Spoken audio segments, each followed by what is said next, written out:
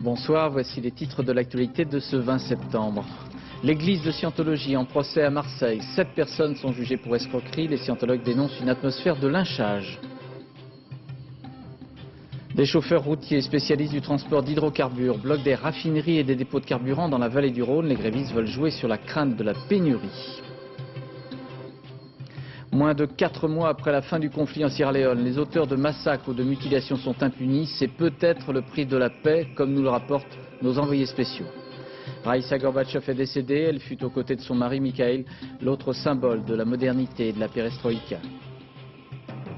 Semaine d'action nationale en faveur des handicapés, exemple édifiant du non-respect des places de stationnement réservées, des difficultés d'accès à certains bâtiments publics dans ce journal. L'église de Scientologie évoque les droits de l'homme et en appelle à l'ONU contre la France. Les scientologues ne supportent pas l'idée que la justice se mêle de ces affaires et qu'un nouveau procès s'ouvre à Marseille pour escroquerie contre plusieurs de ses membres ou ex-membres. Le tribunal correctionnel marseillais a été l'objet dès aujourd'hui d'une bataille de procédure. Il est vrai que la disparition fâcheuse, selon le mot de Madame Guigou, de certaines pièces du dossier a donné du grain à moudre à la défense. Compte rendu Dominique Verdeillan avec Alain Locascio. À Marseille, il y a ceux qui voudraient bien que le procès arrive à son terme au bout de 10 ans de procédure, qu'enfin la justice leur reconnaisse le statut de victime de la scientologie. Mais à Marseille, il y a aussi ceux qui ne veulent pas de n'importe quel procès. Les avocats de la défense ont aujourd'hui demandé à 2 reprises le renvoi de l'affaire à une date ultérieure. Attendre encore, cela commence à faire beaucoup pour Jean-Jacques Graineron, adepte de la scientologie en 90. Il dénonce aujourd'hui les pressions dont il a été victime pour se taire. J'ai subi des pressions et du harcèlement. Donc en 92, j'ai signé des papiers pour avoir la paix. C'est vrai que depuis 92, ils m'ont laissé une paix mémorable. Bon, maintenant, peut-être que ça va reprendre, mais on verra. Le dossier d'instruction, plusieurs tomes. Aujourd'hui, il n'en fut pas question. Mais les cartons étaient posés bien en évidence. Détruits par erreur, les scellés sont absents au centre du prétoire, mais bien au centre des débats. Et la défense de poser la question subsidiaire, comment juger une affaire d'escroquerie sans certaines pièces à conviction? Pour donner son avis sur la scientologie, le docteur Abgral, par exemple, a consulté l'ensemble des scellés et a donné son point de vue à partir de ces scellés. Il est donc important que nous puissions, puisque nous contestons l'expertise de M. Abgral, que nous puissions avoir les pièces en main pour contredire ces affirmations. Procès inéquitable pour la défense, mais procédé dilatoire pour la partie civile. Détruire des scellés dans une affaire de cette importance, c'est anormal. À la question de savoir si ces scellés sont indispensables au bon déroulement de l'audience, vous savez que la partie civile pense que ces scellés, n'ayant intéressé personne pendant 9 années, n'intéresseront pas plus le tribunal dans la manifestation de la vérité.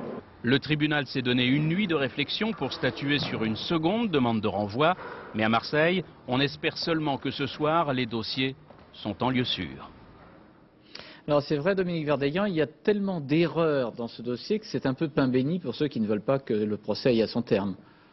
Oui, et c'est un dossier vieux de 10 ans et c'est un dossier tellement poussiéreux et bien qu'on découvre, j'allais dire, chaque jour des erreurs grossières de procédure. Vous l'avez dit, véritable pain béni pour l'église de Scientologie. Et la justice paye actuellement cette erreur, certes qu'elle assume, la destruction des dossiers. Alors, procès impossible, procès piégé de l'intérieur, soit à quoi il faut rajouter non pas l'ère de la calomnie, mais l'ère du soupçon entonné aujourd'hui par les avocats de la défense eux-mêmes. Si vous ne condamnez pas les 7 prévenus, disent-ils au tribunal, eh bien vous serez suspecté à votre tour d'être infiltré. Bref, les magistrats marseillais jouent gros dans cette affaire. D'abord l'indépendance qu'ils revendiquent, ensuite une crédibilité qu'ils ont à retrouver, et puis surtout une confiance qu'ils ont à redonner à d'éventuels nouveaux plaignants. Merci Dominique.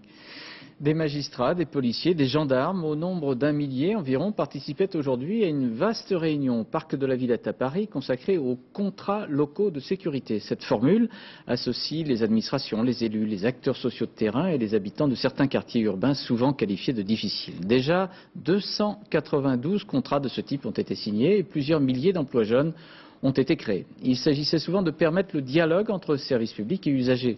Ainsi, l'exemple de la relation développée par cet employé des postes dans l'enquête de Frédéric Dupuis, Joël Bruyandet et Raymond Chaplard. Sans appréhension, Jeanne commence sa tournée. Direction la cité de l'Étoile, la cité des courants d'air, comme elle l'appelle. Un quartier réputé sensible de Bobigny. Une tournée postale marathon, 700 appartements et plus de 30 halls d'entrée. L'insécurité au quotidien, Jeanne y pense parfois, mais elle a su surmonter les petites provocations. Bon, il y a des mots qui volent un petit peu... Bon, un peu blessants quelquefois, mais bon, on les accepte. Si les jeunes de la cité avouent bien aimer leur facteur et son sourire, les plus petits, eux, sont souvent les moins respectueux. Avec les vraiment petits qui voient un vélo, quand le facteur il monte au 2e étage pour donner une lettre recommandée ou quoi, ils essayent de jouer avec le vélo. Il y a eu des fois des histoires où le facteur il partait à pied à la poste, quoi. Mais ça c'est dans toutes les cités, non? Vous n'allez pas me contredire? Un petit peu. Mais vous ne trouvez pas que la cité de l'Étoile, ça va quand même? Moi je m'y plais bien, elle est sympa quand on connaît les gens. Et les gens, Jeanne les côtoie tous les jours. Elle est à l'écoute et les connaît bien. Mieux peut-être. D'autres institutions comme la police sont en effet ici moins respectées. L'idée donc, associer postiers et policiers dans un contrat local de sécurité, les CLS. Pas moins de 6 ministres réunis aujourd'hui pour en parler à l'invitation de Jean-Pierre Chevènement.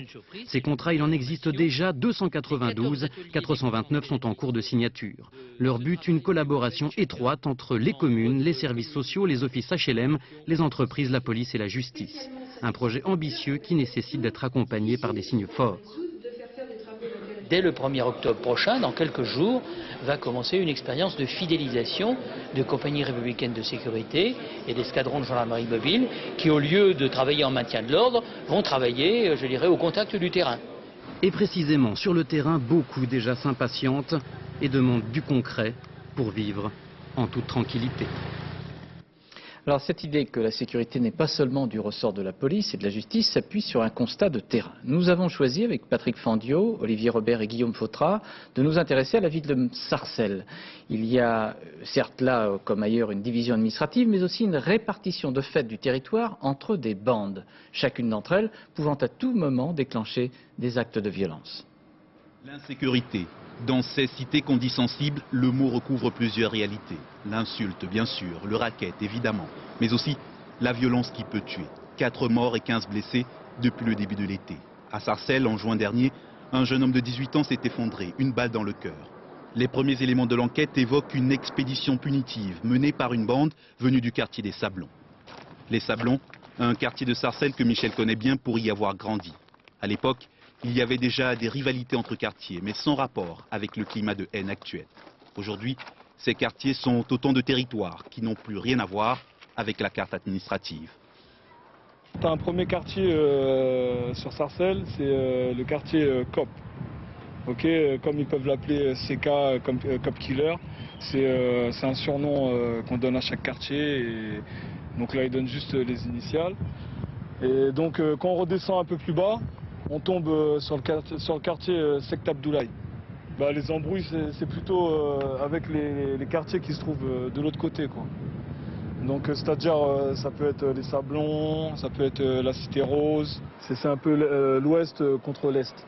L'ouest contre l'est, une guerre de blocs de béton le long de ce boulevard, de cette frontière imaginaire. Ici, ils sont en terrain neutre, à la maison de quartier, hors de leur zone, pour tenter de s'expliquer sur ces rivalités qui tiennent souvent à bien peu de choses. Ça peut être un mec dans un quartier, il peut être là, il n'aime pas un mec dans notre quartier, voilà, il va faire une histoire. Après, c'est comme c'est ton copain, tu vas le suivre. Tu vas pas laisser, si tu vois que ton copain il s'embrouille avec des mecs, tu vas le suivre, tu vas dire voilà c'est mon pote. Pour empêcher ça, et ben justement, toi tu dois pas aller le suivre, tu dois justement le raisonner pour lui dire de pas y aller. Moi je suis au lycée, cette année il y a des mecs de Villers qui sont rentrés, ils ont tapé sur un gars et tout, ils sont venus en bande. Chaque personne a fait partie d'une bande et d'une cité. Mais chaque cité ne s'aime pas, c'est toujours comme ça. Attends, moi je c'est normal. Je suis pas d'accord avec lui. Déjà de un, c'est clair que c'est pas parce qu'on habite dans un quartier, forcément on est dans une bande.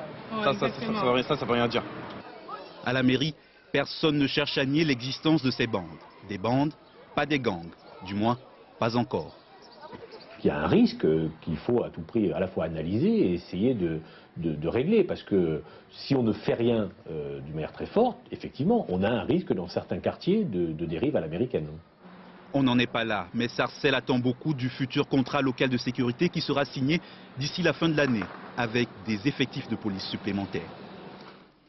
En Corse, le FLNC Canal Historique, le groupe clandestin armé, a revendiqué 4 attentats perpétrés sur l'île, dont celui mené contre cette famille d'agriculteurs venus de Bretagne et installés près de Porto Vecchio. Et puis cet après-midi, 2 enfants âgés de 10 et 12 ans ont découvert dans la cour de l'immeuble de la direction départementale de l'équipement à Bastia un engin explosif de 20 kg dont le système de mise à feu n'avait heureusement pas fonctionné. Retour devant la justice pour l'ancien député maire socialiste d'Angoulême, Jean-Michel Boucheron, déjà condamné il y a 2 ans à 4 ans de prison. Monsieur Boucheron doit répondre maintenant de malversations financières commises il y a un peu plus de 10 ans. Mais cette fois-ci, Jean-Michel Boucheron comparaît à Angoulême, ville dont il fut le premier magistrat, ville qui lui doit un endettement record. Correspondance de François Privat et Philippe Rittel. Sous la pluie et dans l'indifférence générale, Jean-Michel Boucheron gravit les marches du palais de justice d'Angoulême. Bonjour messieurs. La ville dont il fut le premier magistrat pendant 12 ans.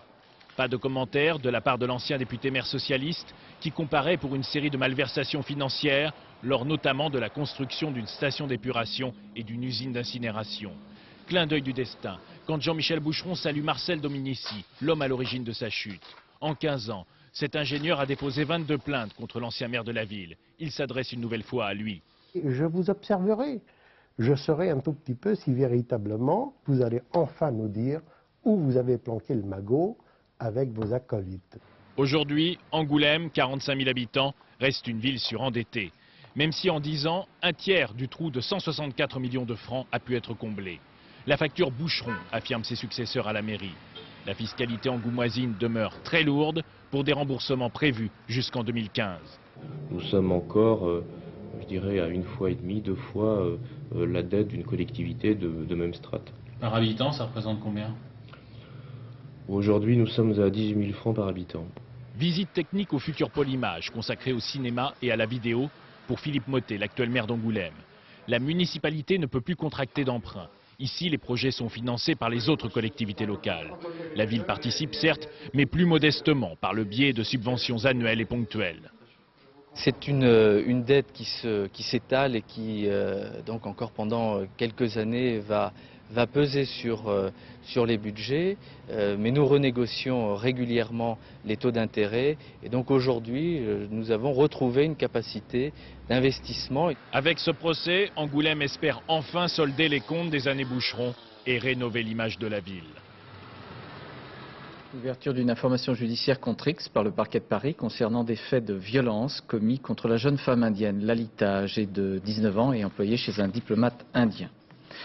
Les chauffeurs de transport pétrolier des régions Rhône-Alpes et Provence-Alpes-Côte d'Azur se sont mis en grève en estimant leur salaire insuffisant et en demandant la reconnaissance de la spécificité de leur profession. Les chauffeurs routiers ont bloqué des raffineries, des dépôts de carburant et promis, s'il le fallait, qu'ils iraient jusqu'au début d'une pénurie pour les consommateurs automobilistes. Commentaire Pascal Golomer avec Benoît Gadret à Lyon et Olivier Théron à Nice. Ce n'est pas encore la panique, mais c'est déjà l'affluence des grands jours dans les stations-service de la région lyonnaise. Malgré les messages rassurants de la préfecture, les automobilistes craignent la pénurie, alors ils font le plein, enfin ceux qui peuvent.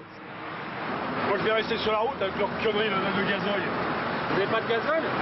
J'en ai plus non. Et s'il n'y a plus de gazole, c'est parce que quelques dizaines de routiers bloquent à nouveau depuis ce matin les 3 principales sources d'approvisionnement de la région. Ici à Fézin, quelques voitures et camionnettes à la sortie de la raffinerie suffisent pour stopper totalement le trafic. On restera là tant qu'on n'aura pas obtenu satisfaction, c'est tout. Ces routiers, spécialisés dans le transport pétrolier, réclament en effet une hausse de salaire de 1 000 francs par mois, compte tenu des risques encourus. On est des matières dangereuses. On fait un métier dangereux. Et on veut que ce soit reconnu et indemnisé, bien sûr. Dans le Var, le dépôt de carburant de Puget, lui aussi, est bloqué par une vingtaine de grévistes et ne peut donc plus alimenter les stations-service de la région. Un tiers des pompes des Alpes-Maritimes étaient fermées dès 15 h et les autres rationnent la distribution. Ils sont programmés pour que ça s'arrête à 30 litres. 30 litres, juste. Un rationnement imposé par arrêté préfectoral, rationnement préventif, dit la préfecture, en espérant que le conflit ne dure pas. Le ministre des Transports, Jean-Claude Guessot, s'est dit en tout cas favorable cet après-midi à Lyon à une table ronde au niveau national dans les prochaines semaines. De quoi rassurer peut-être les grévistes lyonnais en discussion actuellement avec leur direction à la préfecture du Rhône. C'est suffisamment rare pour être relevé. Des salariés se sont battus pour obtenir la réintégration de leur directeur général, viré sur décision de la maison mère. Tout cela s'est passé à Boupère, en Vendée, dans la société Gauthier France. Et lorsque le directeur général réintégré est revenu, eh bien, il a eu droit à un bel accueil. Reportage Christophe de Valembras et Alain Darrigrand. Le retour du directeur général parmi ses employés. Un triomphe. Il y a 10 jours, les 800 salariés de Gauthier France apprenaient son licenciement immédiat au motif trouble. Sans hésiter, ils se sont mobilisés pour le défendre. Grève générale, manifestation et vendredi à Paris, la direction a cédé. Le mot merci est trop faible pour vous dire ce que je ressens aujourd'hui. Une longue semaine historique vient de se dérouler. Vous avez été digne, vous avez été responsable, vous avez été déterminé. Je suis très content parce que quand j'ai appris cette nouvelle, j'ai pas pu apprécier qu'il vire Dominique Soulard, un gars comme ça qui a monté l'entreprise depuis 35 ans, c'est inadmissible. Alors ils se sont battus pour lui comme un seul homme et ce matin, les banderoles criaient victoire. Mais le but est atteint, alors en début d'après-midi, ils ont repris le travail, tous ensemble. Impeccable, c'est bien. Bon courage surtout. Merci. Vous êtes heureux de retrouver le patron, monsieur? Ah ben tout à fait, oui, bien sûr. Bien sûr, oui. On aurait perdu gros, on ne travaillait pas retrouvé, hein, ça c'est sûr. Bien sûr. Et à partir de maintenant, vous le savez, notre préoccupation première, c'est tous de se remettre au travail. Et vous ne pouvez pas savoir la confiance que j'ai en vous sur les semaines qui viennent. Vous avez été héroïque, remerciait encore ce matin Dominique Soulard. Réponse d'un jeune salarié, la famille, c'est sacré. Pas de fête consensuelle en revanche à Millau dans l'Aveyron pour l'inauguration du McDo. La direction a renoncé à un tralala officiel et le chantier avait été saccagé le 12 août. On s'en souvient, la Confédération paysanne a cette fois célébré par un pique-nique l'ouverture des portes de ce symbole américain pourtant tant décrié. D'ici 5 ans, les gares et les trains de banlieue de la région parisienne vont connaître un grand chantier de rénovation. Alors c'est promis, la SNCF s'engage à améliorer les conditions de transport d'1 800 000 personnes chaque jour. Pour l'instant, il y a déjà un nouveau logo tout neuf, une feuille verte de cerisier frappée d'un T comme Transilien, c'est-à-dire Transport d'Île-de-France. Chez les gaullistes au RPR, on met en pratique la sentence du général de Gaulle qui avait dit « Après moi, ce sera le trop-plein ». Quelques décennies plus tard, il y a déjà 5 et peut-être 6 candidats à la présidence du RPR. Explication Coral Comont avec Pierre Moscovici et Frédéric Pasquette. Et de 5. Aujourd'hui, c'est Patrick Devedjian qui a créé la surprise en annonçant sa candidature à la présidence du RPR. Député des Hauts-de-Seine et proche de Nicolas Sarkozy, il affirme d'abord vouloir défendre sa sensibilité libérale et européenne. Je ne me serais pas présenté si Nicolas Sarkozy avait été candidat. Ça veut dire que vous le remplacez aujourd'hui dans cette élection? Non, je ne le remplace pas parce que je suis différent, je suis son ami. Mais les idées sont proches, très proches, et à partir de l'instant où elles n'étaient plus dans le débat, j'estime qu'elles doivent y être. Il y a 2 jours, c'est de l'hôtel de ville de Paris qu'était venue la surprise. Michel Bulté, adjoint de Jean Tibéry, annonçait qu'il se portait lui aussi candidat. Afin de tout chambouler, dit-il, et de tirer les leçons de la déroute du RPR aux élections européennes. À 12,5%, si on va en dessous, ça ne serait plus le RPR, ça sera un rassemblement pour rien. Moi, je veux qu'on redevienne le Rassemblement pour la République, le rassemblement derrière le président de la République. On s'est embourgeoisé, nos élus vivent dans les dorures et le confort, il y a des féodalités, il faut mettre tout ça en l'air. Depuis la candidature du député des Bouches-du-Rhône, Renaud Muselier, en juin dernier, c'est pourtant bien la logique des clans qui est à l'œuvre. L'entrée en lice du sénateur Jean-Paul Delevoye, qui fait désormais figure de candidat officiel, aurait été suscitée par l'Élysée. Tandis que François Fillon, qui lançait sa campagne la semaine dernière, défend de son côté la thèse de l'autonomie du RPR, chère à Philippe Séguin. 5 candidats et bientôt une candidate. Michel Alliot-Marie, député maire de Saint-Jean-de-Luz, entrera officiellement dans la course demain matin. Ce soir, le président de la République est à Londres. C'est un dîner privé entre Jacques Chirac et le Premier ministre Tony Blair qui prépare peut-être le sommet franco-britannique de novembre prochain. De son côté, depuis cet après-midi, Lionel Jospin est à New York pour la 54e Assemblée générale de l'ONU qui réunit plus de 180 pays.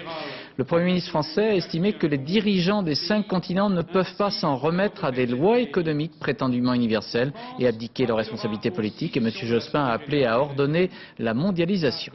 En marge de cette Assemblée générale, M. Kofi Annan a rappelé aux États-Unis que leur dette était de 1,7 milliard de dollars envers l'ONU et qu'ils risquaient ainsi de perdre leur droit de vote en Assemblée générale. En Indonésie, au Timor oriental, les soldats de la force multinationale ont commencé leur déploiement et fait leur entrée à Dili, la capitale, une capitale fantôme détruite par les milices indonésiennes. Aucune résistance n'a été opposée aux troupes internationales. Commentaire Jérôme Bonny. La force de paix, enfin au Timor oriental où les massacres ont fait des centaines de morts depuis que l'île a osé voter pour son indépendance il y a 3 semaines. Des Australiens surtout. C'est leur plus grosse opération militaire depuis la dernière guerre mondiale. Les hommes sont sur le qui-vive. Ils ont pour instruction de défendre l'aéroport. Le danger vient des milices anti-indépendantistes qui veulent garder leur emprise sur le Timor oriental. D'après les rapports, il devrait encore y avoir des miliciens dans les parages. Mais je peux vous assurer que jusqu'à présent, aucune troupe de la force de paix n'a eu d'accrochage avec eux.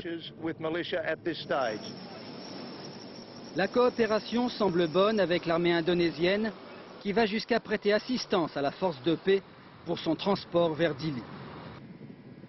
Une ville fantôme, vidée par la terreur. La plupart des habitants sont cachés depuis des semaines dans les collines au-dessus de Dili. Mais aujourd'hui, les miliciens anti-indépendantistes ne tiennent plus les rues de la ville. Ils ont trouvé plus fort qu'eux ces Australiens et ces Néo-Zélandais qui arrêtent ici un motocycliste armé et lui confisquent son fusil. Mais rien n'est joué, surtout hors de la ville. Première nuit d'inquiétude à Timor, où les soldats de la paix savent qu'ils ont encore beaucoup à faire pour remplir leur mission, mettre fin aux violences. Et pendant ce temps, à Darwin, au nord de l'Australie, d'autres préparatifs militaires sont en cours, incluant la présence française, comme le rapportent nos envoyés spéciaux Philippe Rochaud et Jean-Jacques Le Garec. L'Australie a peur et la presse d'aujourd'hui ne faisait que lancer des consignes de prudence aux soldats dépêchés sur place. Attention aux mines, attention aux milices. L'impression retirée par les premiers éléments de la force française qui participaient à cette première journée paraît pourtant rassurante. Les habitants de Dili pourraient rentrer chez eux. Les populations de Dili pourraient être tentées de revenir dès que d'abord le déploiement sera plus important et ensuite dès que des structures, je dirais sanitaires, permettront éventuellement de s'occuper d'eux, car bon, il y a de l'eau, mais elle coule de temps en temps, elle n'est pas potable. Et c'est aussi pour redonner confiance aux populations du Timor oriental que la marine française entrera bientôt en action. La frégate Vendémiaire devrait quitter les côtes de Darwin demain soir pour aller patrouiller au large de Dili. Sa mission est essentiellement le renseignement, éventuellement l'évacuation de ressortissants étrangers, mais aussi et surtout surveiller les côtes du Timor oriental. Et puis, les forces françaises présentes ici participeront également mercredi à un largage de vivres humanitaires sur le Timor oriental. En fait, il faudra attendre 1 mois avant que les effectifs de l'armée française ici au Timor soient complets. Au Kosovo, l'armée de libération Lučeka a obtenu un délai supplémentaire de 48 heures pour remplir définitivement les conditions de l'accord de démilitarisation. Il y a des blocages persistants sur le contrôle des armes, vient de déclarer le commandant de la KFOR, le général Jackson. Alors ce n'est ni le Timor ni le Kosovo, c'est la Sierra Leone et la communauté internationale ne fait évidemment pas preuve de la même mobilisation pour ce pays qui vient pourtant de connaître 8 ans de guerre civile atroce. 500 000 Sierra-Léonais ne peuvent actuellement pas rentrer dans leur pays. Et à Freetown, la capitale, où nos correspondants permanents en Afrique, Éric Monnier et Roger Motte, ont pu se rendre. Attention, certaines images de leur reportage sont particulièrement difficiles. Les auteurs des pires actes barbares côtoient quelques-unes de leurs victimes. C'est sans doute le prix de la paix, installé depuis le début de cet été, mais c'est un prix qui suppose l'abandon de toute justice. Ça, c'est mon frère. Lui, c'est mon oncle. Elle, c'est ma fille, pour ainsi dire. Elle a perdu une jambe. À Murray Town, tout le monde connaît et respecte M. Daramy. Murray Town, c'est un camp de mutilés en plein Freetown. Et M. Daramy, un ancien chauffeur routier, qui a eu, il y a 8 mois, l'infortune de croiser les rebelles du Front révolutionnaire uni. 2 mains coupées, pour l'exemple de la folie des hommes. Vous savez, maintenant, je ne peux plus rien faire. Je ne peux plus avoir de projet. La seule chose qu'il me reste, c'est la communauté internationale. Savoir ce que la communauté internationale peut faire pour moi. Depuis les accords de paix entre gouvernement et rebelles, Freetown tente d'oublier la guerre, péniblement. 8 ans de viol, d'exécutions sommaires, de destruction systématique, de torture, d'amputation volontaire. Et puis en juin dernier, enfin, la paix. Mais à quel prix? Les bourreaux, les mutileurs d'enfants côtoient désormais à Freetown leurs ennemis d'hier, membres du gouvernement ou soldats de la force d'interposition ouest-africaine. Ils ont cessé le feu sans rendre les armes, en échange de l'amnistie, de l'impunité. Si on veut vraiment la paix dans ce pays, alors il faut se concentrer sur la réconciliation. Plutôt que de poursuivre les gens, porter des récriminations ou de chercher à punir. Tout ceci n'est pas dans la tradition de ce pays. Je sais qu'ils sont en ville. Ils y vivent mieux que moi. Ils ont plus de confort que moi. Moi, je suis là et je souffre. Et eux, ils ont de belles petites maisons. Les rebelles vivent bien. Non, non. Je ne peux pas pardonner aux rebelles. Et je chercherai à me venger à n'importe quel moment. Ça, je vous le dis. À Murraytown, les victimes elles-mêmes parlent de 10 000 amputés. Une supputation crédible. Quant à l'ONU, elle avoue n'avoir pu encore se rendre dans toutes les régions du pays et n'être même pas sûre que la barbarie ait totalement cessé. La Russie n'exclut pas une intervention terrestre en Tchétchénie. Contre cette menace, le chef de guerre tchétchène Bassaïev annonce la possibilité d'opérations kamikazes menées par des islamistes si Moscou poursuit ses bombardements. En Allemagne, les sociaux-démocrates doivent haïr les dimanches. 1 an après leur victoire électorale, chaque fin de semaine, en effet, apporte une déconvenue cuisante au candidat soutenu par le chancelier Gerhard Schröder, qui paie ainsi les contradictions entre son programme électoral et la politique qu'il conduit. Commentaire Patrice Romden. Il y a des jours comme ça où il faut s'expliquer. Approchez. Approchez, vous entendrez Gerhard Schröder dire d'abord son amertume. Dire ensuite que seul lui importe l'application de son programme, ne comptez pas sur lui pour en changer. Dire enfin qu'il ne voit pas de conséquences personnelles à tirer après le fiasco électoral de la veille.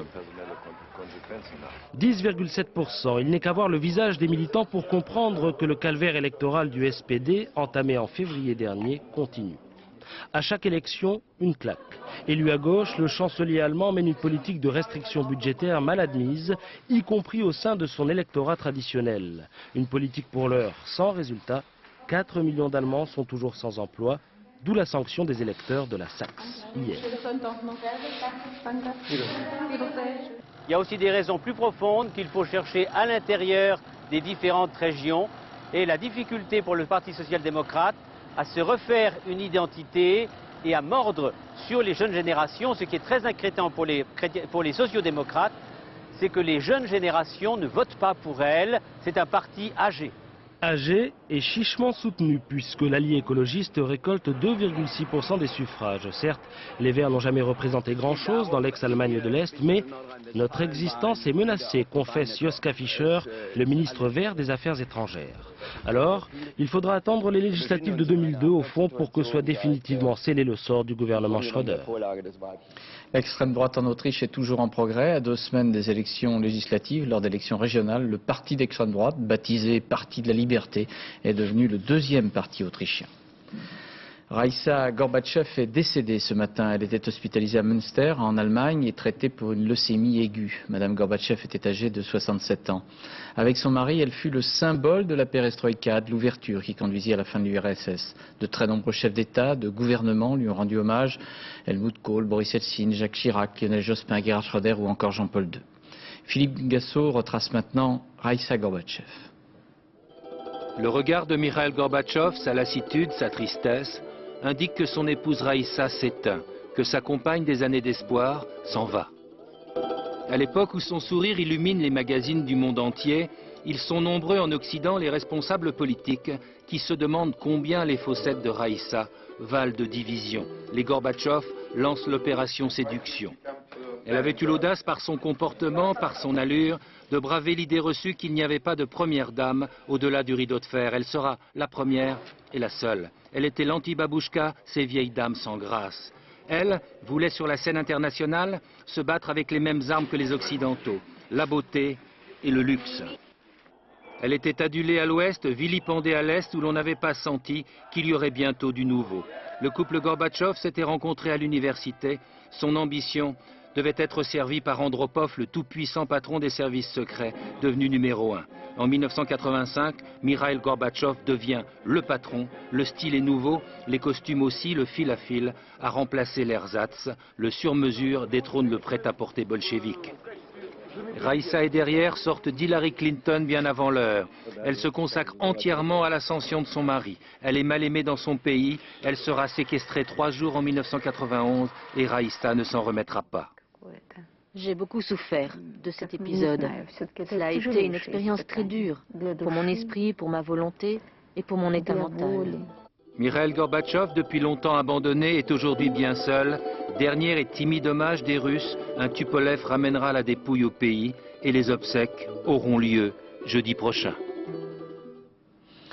L'association des paralysés de Pranf, APF, menait toute cette semaine une campagne nationale pour le respect des places de stationnement adaptées et réservées aux personnes handicapées. L'APF a choisi 148 villes dans toute la France pour sensibiliser les automobilistes et symboliquement des équipes de bénévoles vont recouvrir de bâches les véhicules illégalement stationnés. Ils l'ont déjà fait aujourd'hui à Paris notamment. Mais ils vont aussi interpeller celles et ceux qui ne comprennent pas la nécessité de respecter les emplacements réservés aux personnes handicapées. Alors pour bien comprendre et avant d'élargir la réflexion sur l'accessibilité de certains bâtiments publics aux personnes à mobilité réduite, voici ce que notre collaborateur Jacques de Gendil avec Dominique Bonnet avait réalisé pour l'émission présentée chaque matin par Sophie Davant, tout un programme, c'était il y a quelques mois. Une expérience très concrète sur un parking. Excusez-moi, je me mêle de ce qui ne me regarde pas, mais je crois que vous êtes à une place handicapée là. Non, mais moi, c'était juste comme ça. On l'a pour 5 minutes. Il y en a pour 2 minutes. Là, le temps non, soyez gentil, faites-la partir, la voiture, là, s'il vous plaît. 5 minutes, 2 minutes, 10 minutes, ben, ils ont bien le temps, ce sont des handicapés. Oui, si le stationnement, c'était leur seul problème. Mais c'est pas le cas. Paris en fauteuil roulant, ce n'est pas forcément Paris comme sur des roulettes. La preuve en image, aujourd'hui, avec la tentative d'ascension de la Bibliothèque nationale de France. J'ai l'impression que beaucoup d'obstacles m'attendent. C'est parti, vous me suivez? Et la première galère, c'est une voiture garée sur un passage protégé. On ne passe plus. Plus loin, un bateau, censé permettre à un fauteuil roulant de traverser facilement. Oui, mais avec de l'aide alors. Tiens, une entrée. Il doit bien y avoir un élévateur pour éviter les marches. Non? Bon, eh bien alors allons voir plus loin.